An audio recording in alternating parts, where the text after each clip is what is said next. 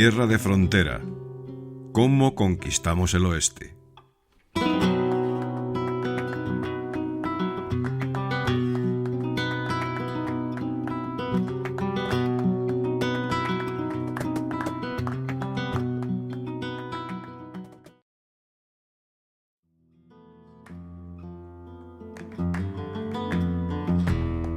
Hasta la década de 1780, el pueblo que más ataca toda la frontera norte, con diferencia, son los apaches, divididos a su vez en múltiples grupos y bandas independientes entre sí, como los lipanes, jicarillas o mezcaleros. La forma de vida de esta tribu, basada en las incursiones para obtener botín y sobre todo ganado, no causan la mayoría de las veces muchas víctimas entre colonos o soldados españoles, pero sí cuantiosas pérdidas económicas.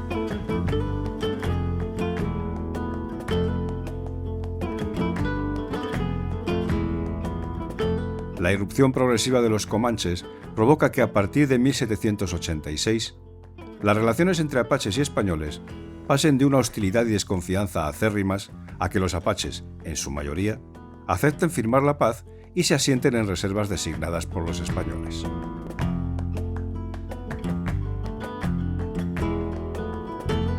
En cuanto a los comanches, tras su separación de los xoshones alrededor de 1690, como ya vimos en anteriores episodios, se encuentran por primera vez con los yutas, que serán sus aliados más duraderos. Estos les proporcionan caballos, así como información sobre los territorios fronterizos españoles y las armas europeas.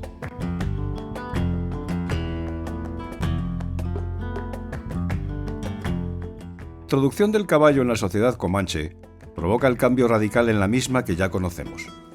Solo una generación después de separarse de los xoshones, en 1710 los comanches ya realizan numerosas incursiones montadas contra territorios españoles y de otras tribus. La coalición yuto-comanche desplaza y domina a más y más pueblos amerindios durante el siglo XVIII. En la década de 1760, los comanches, ya totalmente adaptados a la vida en las llanuras, rompen su alianza con los yutas y continúan su conquista en solitario, que en 1780 incluye gran parte del territorio de Texas, en teoría bajo dominio español, pero en la práctica virtualmente abandonado a los comanches, que además realizan constantes incursiones contra el virreinato.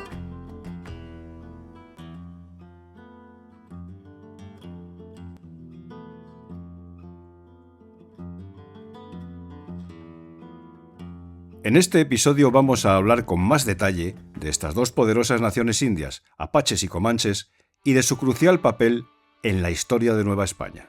Soy Mariano Gómez. Bienvenido a Tierra de Frontera, ¿Cómo conquistamos el oeste? Un podcast donde vamos a explorar uno de los capítulos más fascinantes, complejos y olvidados de la historia española. No es la conquista que te enseñaron en la escuela. Es mucho más que eso. Acompáñame en un viaje épico a través de una parte importante de nuestra historia, injustamente olvidada, en busca de las huellas de nuestro país en Norteamérica. Un viaje dedicado a quienes sienten curiosidad y respeto por la epopeya española en aquellas tierras legendarias.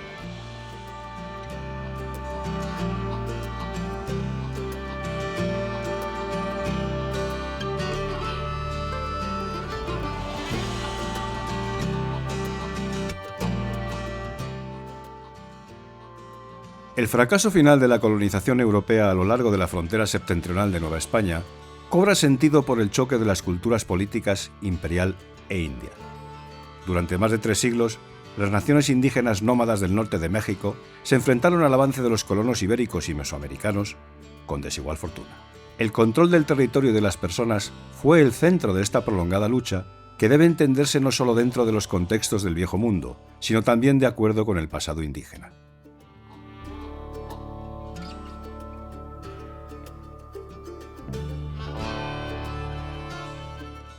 Entre todas las naciones nómadas del interior, existían facciones militantes que se pronunciaban a favor de la oposición en lugar de la conformidad con los invasores, de manera que en este episodio nos centraremos en las interacciones, motivaciones y estrategias de las bandas apaches y comanches que eludieron la misionalización, la deportación y el control por parte de los españoles durante el siglo XVIII.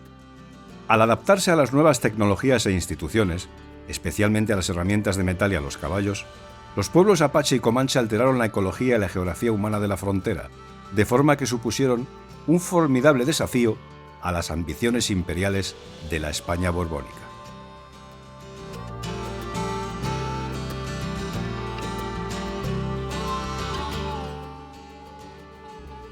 Para empezar, los sistemas políticos de la América precolombina presentaban una enorme diversidad.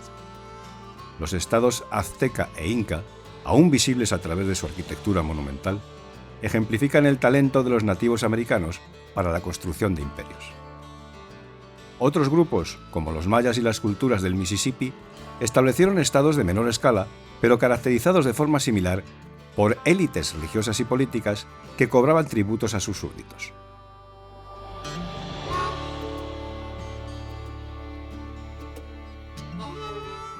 A pesar del desarrollo simultáneo de imperios y estados, la mayoría de los amerindios que vivían al norte de México pertenecían a un tercer tipo de sociedad política que los españoles denominaron rancherías. Se trataba de grupos de familias extensas, semimóviles y de menor escala, que combinaban el trabajo como agricultores, cazadores y recolectores. Para los europeos de principios de la Edad Moderna, acostumbrados a vivir bajo el gobierno de reyes y obispos, la relativa, o más bien aparente, ausencia de jerarquía política y clases sociales era una característica sorprendente de las rancherías. De hecho, las palabras que españoles y franceses solían utilizar para describir a los pueblos indios soberanos, bárbaros o sauvage, son términos politizados que denotan una sociedad no estatal y no simples etiquetas peyorativas o despreciativas.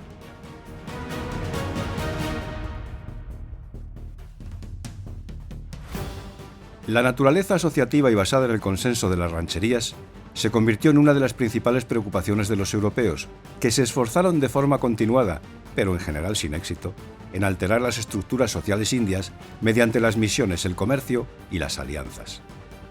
Decididos a repetir las conquistas de los imperios azteca e inca, los españoles descubrieron que no podían extraer mano de obra indígena o tributos con la misma facilidad en ausencia de estructuras estatales preexistentes.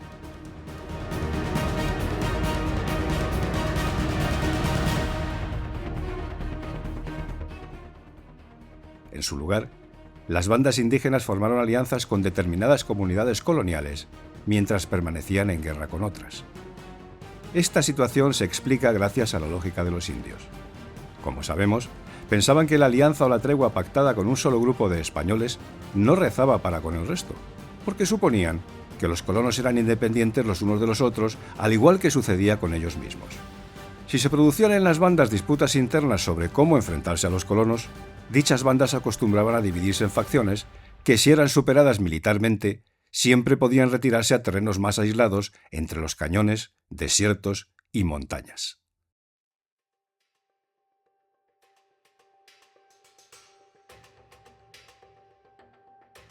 Además de la diversidad política, los pueblos del norte de México y de las grandes llanuras se caracterizaban por una gran diversidad etnolingüística.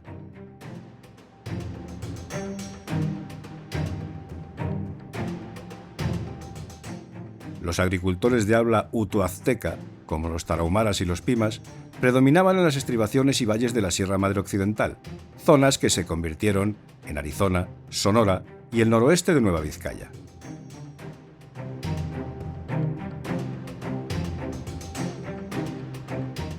En el escarpado bolsón de Mapimí, al que hacíamos alusión en el anterior episodio, persistieron pequeñas bandas de cazadores-recolectores agrupados como tobosos y salineros, a pesar del avance de la minería de plata y las incursiones militares procedentes de Durango, Parral y Chihuahua.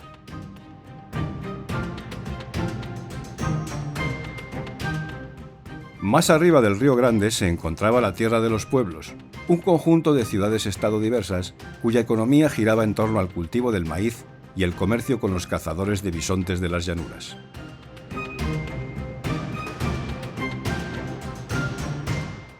En el extremo oriental de las praderas, pueblos de habla cadoana como los Pawnees, los Wichitas y los Caddos establecieron prósperas granjas y centros comerciales. El movimiento y la coalescencia de los grupos aborígenes continuaron hasta bien entrada la época colonial.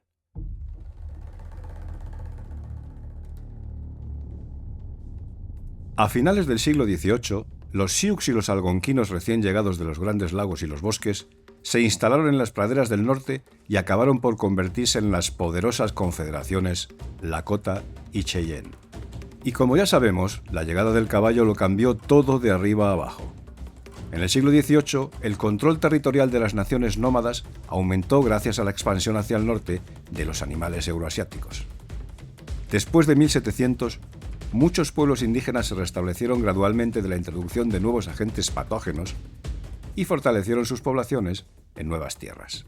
Algunas de las naciones con más éxito, como los comanches y los lakotas, eran relativamente recién llegados a una región de las llanuras despoblada por las epidemias.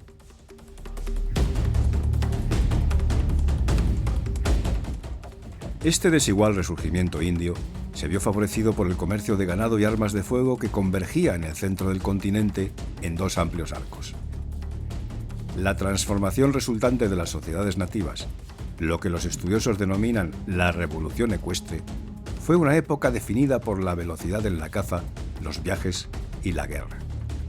El tiempo y el espacio se comprimieron, todo parecía posible y había mucho en juego.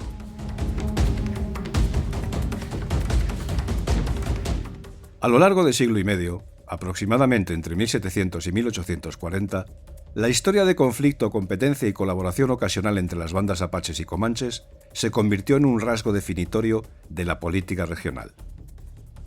Las disputas se fueron agravando a medida que los comanches ejercían presión contra los apaches desde el norte y centro de Nuevo México y Texas hacia el río Bravo, hasta conformar la apachería, bien definida para mediados del siglo XVIII como la porosa región que se extiende desde el río Colorado en Texas hasta el río Santa Cruz en Arizona.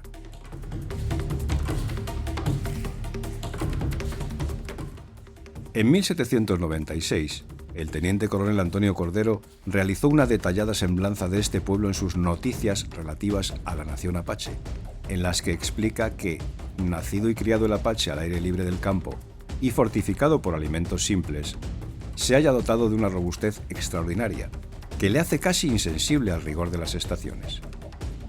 El hombre no conoce más obligación que la caza y la guerra, construir sus armas, sillas de montar y demás arneses propios de su ejercicio.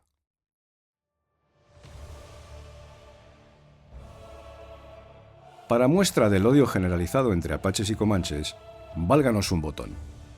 Empujados hacia el río Colorado de Texas desde las montañas de Guadalupe y Sacramento por las tropas presidiales, dirigidas en esta ocasión por Hugo O'Connor y el teniente coronel Bellido, su ayudante, rancherías de lipanes, mescaleros y chiricahuas se asentaron en aquellas tierras entre 1776 y 1777.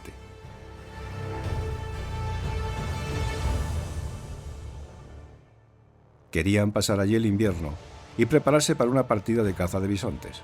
Pero aquellos pequeños campamentos fueron sorprendidos por guerreros comanches armados hasta los dientes con lanzas, mosquetes, arcos y flechas y chimales, los escudos de cuero adornados con plumas que ya conocemos, y masacraron unas 300 familias que se ocultaban en jacales de madera y mimbre. Tan solo un cautivo español y un niño apache lograron escapar con vida y llevaron la noticia al teniente coronel Manuel Muñoz, que por aquel entonces era el sustituto de O'Connor al frente de la Comandancia General de las Provincias Internas.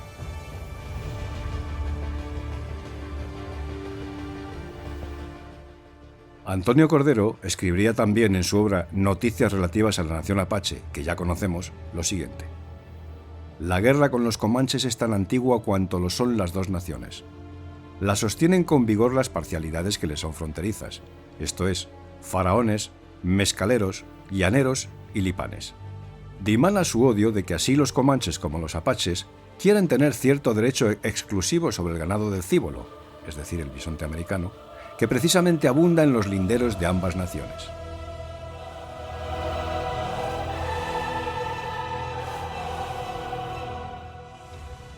Los españoles aprovecharon con frecuencia esta enemistad, azuzando a los comanches contra los lipanes y los mescaleros.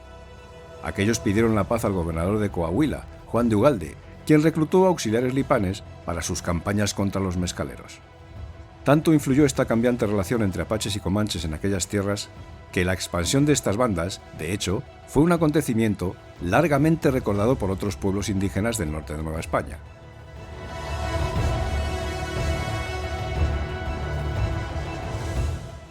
Así, en 1828, un líder caddo hispanohablante explicó que su pueblo era el más antiguo de los nativos de Texas y se consideran los dueños de toda esta tierra. Es tradición entre ellos que los comanches, los lipanes, es decir, los apaches, los wichitas y las muchas otras tribus vinieron todos del norte. Tal y como sugiere esta leyenda, los antepasados de los actuales apaches y comanches fueron los grandes exploradores del suroeste americano y de las llanuras del sur.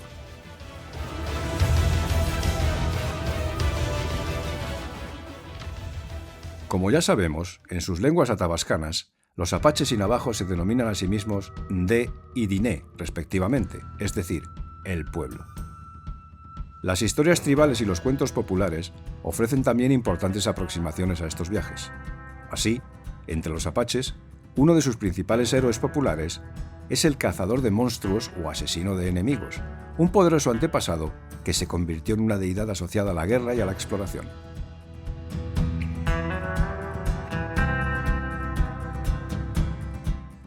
Los comanches, que hablan una lengua númica estrechamente relacionada con la de los Shoshones de la Gran Cuenca, se llaman a sí mismos Numunu, según comentábamos en episodios anteriores, y como reflejo de la importancia del descubrimiento de nuevas tierras, uno de los héroes de la mitología comanche es Soquehuequi, que significa buscador de tierras.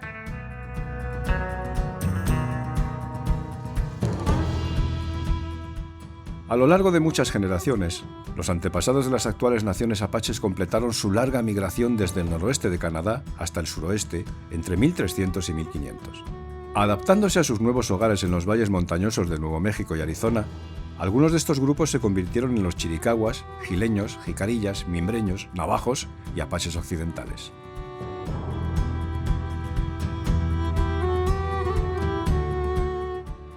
Insertándose en el eje este-oeste de la red comercial regional, los cazadores apaches desplazaron a los jumanos como principales proveedores de carne, grasa y pieles de bisonte para los comerciantes pueblos de Pecos y Taos, que a cambio les vendían cereales y textiles. Separándose de sus parientes apaches del sur y del oeste, los grupos apaches orientales que se convirtieron en los lipanes, mezcaleros y natajés llegaron a las llanuras del sur durante la segunda mitad del siglo XVII, atraídos por los valles fluviales que sustentaban bisontes y, poco después, caballos.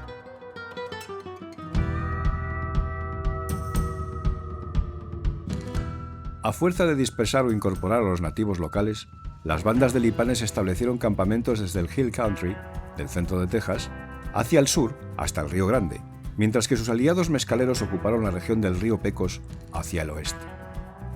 La expansión apache también les hizo entrar en conflicto con los aldeanos wichitas, pawnees y caddos de las llanuras orientales, muchos de los cuales estaban forjando relaciones comerciales con mercaderes franceses de la Luisiana. Aunque los Ndé transformaron las llanuras en una región central de la apachería, no tardaría en llegar el desafío de otras tribus ante semejantes reivindicaciones territoriales.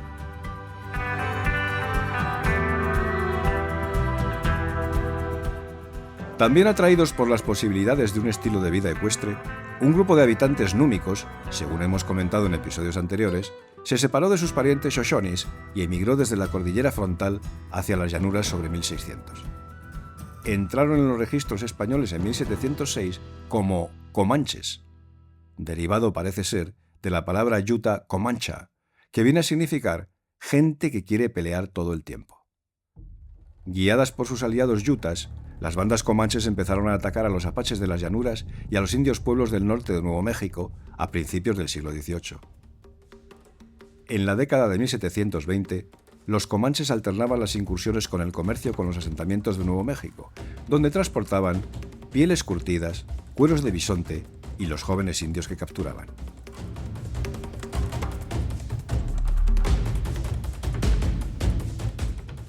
Las agresivas incursiones y el comercio pronto granjearon a los comanches muchos enemigos en sus frentes norte y sur, y un oficial español describió cómo siempre andan en formación de batalla, pues hacen la guerra a todas las naciones.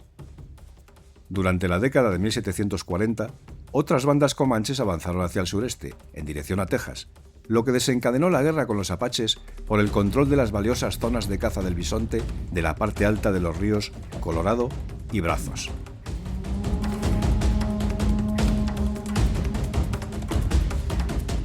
Aunque los lazos tribales y los territorios cambiaban, al trabajar y rendir culto juntas, las rancherías apaches y comanches forjaron identidades tribales compartidas.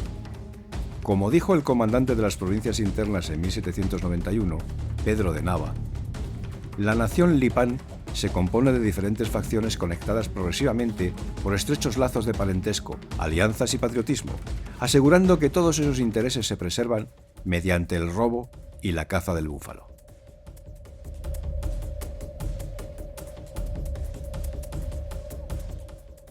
La práctica de la caza de bisontes a gran escala constituía una razón clave para la coordinación entre rancherías, ya que requiere tiempo y medidas defensivas porque la llevarán a cabo en tierras adyacentes a naciones enemigas, según nos comenta el mismo comandante.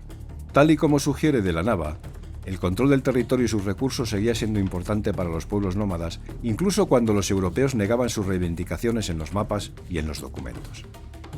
Distintos del territorio de otras bandas, los territorios tribales estaban profundamente vinculados a lugares sagrados y a la economía política de sus habitantes.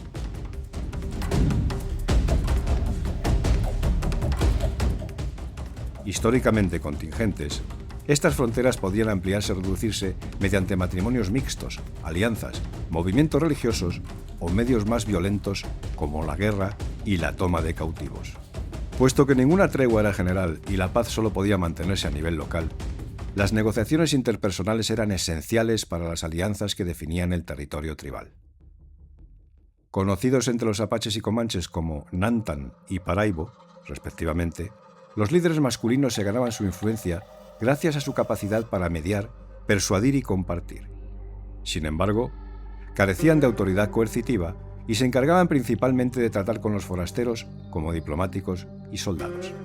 Denominados capitanes por los oficiales españoles, en tiempos de guerra los nantanes y paraibos ejercían un mando limitado sobre los guerreros que se ofrecían voluntarios para las incursiones o la venganza.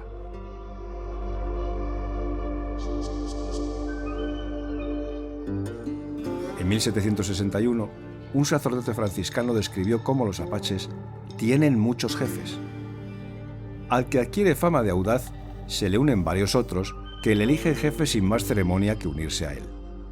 Todos son libres, van de una ranchería a otra siempre que su jefe no tiene fuerzas para oponerse a su marcha.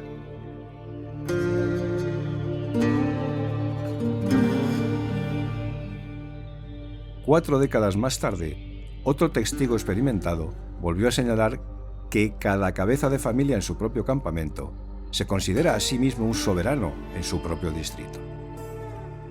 Los petroglifos, que muestran escudos de gran tamaño, flechas sueltas, espíritus guardianes y tocados de plumas en escenas de combate individual, proporcionan otra ventana al individualismo marcial que era fundamental para la identidad de los guerreros apaches y comanches. Junto con su historial bélico, los poderes rituales de augurio reforzaban la reputación de un líder. A finales del siglo XVIII, el jefe apache Pickax Andé Instintzle, el Lipán, brazo fuerte del pueblo, que dirigía una confederación de bandas lipanes, lipillanes, mezcaleros y otros apaches de las llanuras, se hizo famoso por defender los terrenos de caza de bisontes del Alto Colorado frente a los comanches rivales.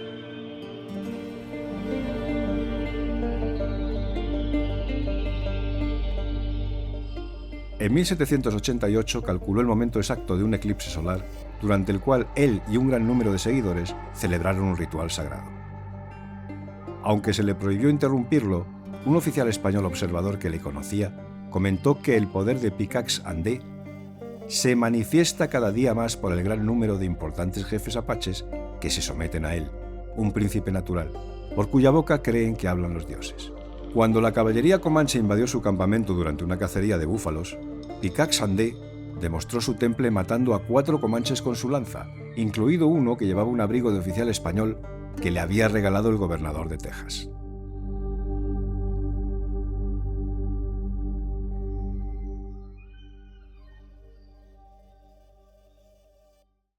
Como los apaches, los comanches vivían en familias extensas a las que llamaban Numunacanii, es decir, la gente que vive junta en un hogar.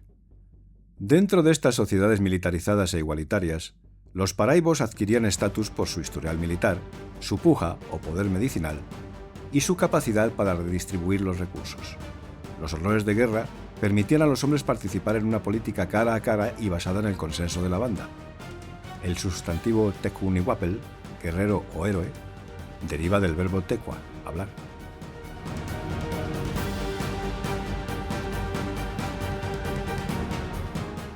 Al igual que en otras sociedades rancheras, los paraibos actuaban en función de su posición pública y de su capacidad para representar los objetivos del grupo ante los demás comanches y ante los forasteros.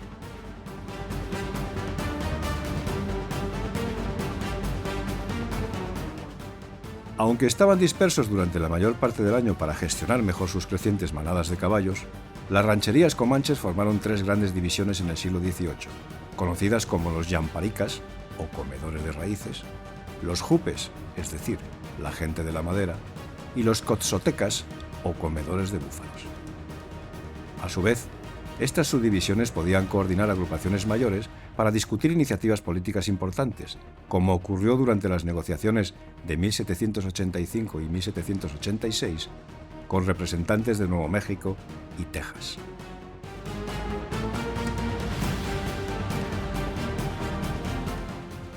Una vez asegurados sus principales territorios de caza de bisontes a lo largo del valle del río Arkansas, los yamparicas y los jupes se introdujeron en los mercados de Nuevo México.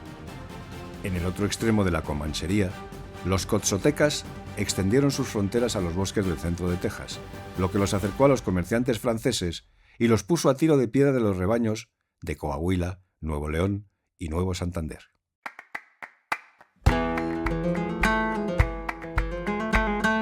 El resultado de los tratados que acabamos de mencionar fue la formalización de una alianza que unía a españoles, comanches, wichitas y yutas contra los apaches. Enzarzados en una feroz lucha contra sus rivales, estos se vieron ahora en el centro de un expansivo comercio regional de esclavos. Los trastornos causados por dicho comercio pronto tuvieron consecuencias para todos los participantes. La caza furtiva, las incursiones y las emboscadas aumentaron a medida que las bandas apaches buscaban ganado español para reemplazar los cotos de caza de bisontes perdidos ante la expansión comanche.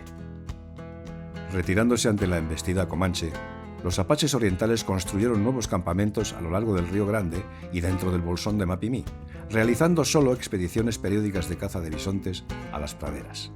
Otras rancherías se desplazaron más cerca de las villas coloniales en busca de protección, información u oportunidades para robar ganado.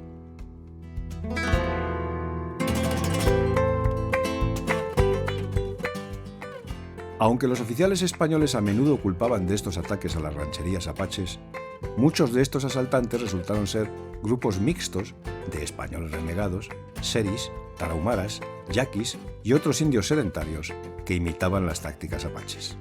Con independencia de su composición étnica, las grandes partidas de guerra amenazaron los asentamientos fronterizos a lo largo del siglo XVIII.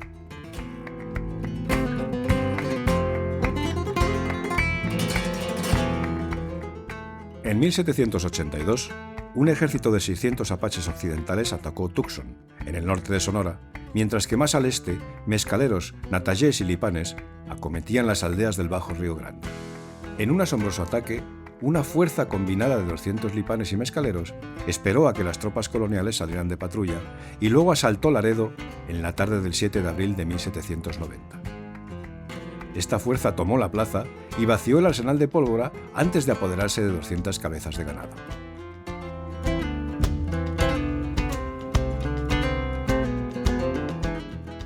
Tres años más tarde, fuerzas apaches lanzaron otro gran ataque contra las haciendas de las afueras de Durango. La sincronización y coordinación de estos asaltos indica la importancia de la diplomacia y el reconocimiento entre bandas. A pesar de las persistentes reformas militares, el sistema de presidios y patrullas fracasó en general a la hora de restringir los movimientos apaches. Además, la forma en que estos grupos se infiltraban en el espacio físico se vio muy favorecida por los agentes renegados integrados en la sociedad colonial. Las defensas estáticas tenían un valor limitado contra los guerreros montados, en tanto que el espionaje, la huida y la infiltración se hicieron cada vez más importantes para la supervivencia apache.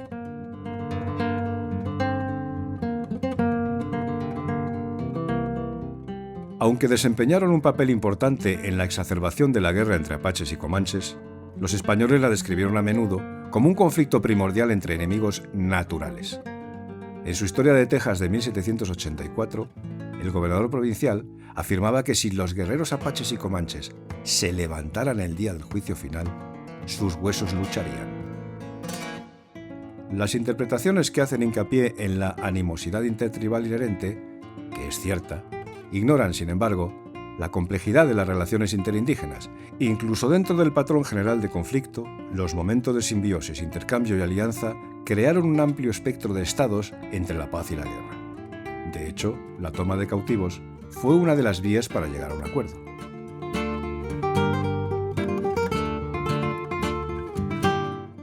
Unos pocos supervivientes, especialmente mujeres cautivas, lograron ejercer como defensores o símbolos de paz dentro de la diplomacia de la frontera.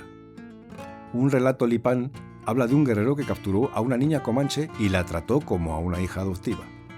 Finalmente, la niña se casó con otro comanche, un niño que había sido capturado años antes y había crecido con los lipanes. Cuando se avecinaba la guerra entre las dos naciones, la pareja se ofreció como voluntaria para negociar una tregua. Ante su padre biológico, la mujer explicó que sus captores nunca me trataron con rudeza ni me hicieron esclava. Gracias a la intervención de la pareja, las dos naciones llegaron a un acuerdo de paz.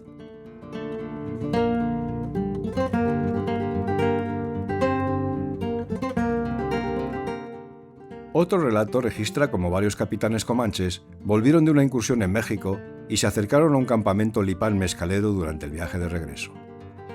Uno de los comanches sugirió tener paz con esa gente y bailar con ellos porque hemos obtenido muchas posesiones. Los demás no estuvieron de acuerdo y fueron muertos durante un intento de robar los caballos de los apaches. Esa historia, que habla al mismo tiempo sobre la codicia comanche y la resistencia apache, también revela las formas en que la guerra conjunta contra el régimen español podría unir a los dos pueblos. No es coincidencia, finalmente, que la cooperación entre apaches y comanches contra las fuerzas realistas durante la década de 1810 presagiara el final de Nueva España.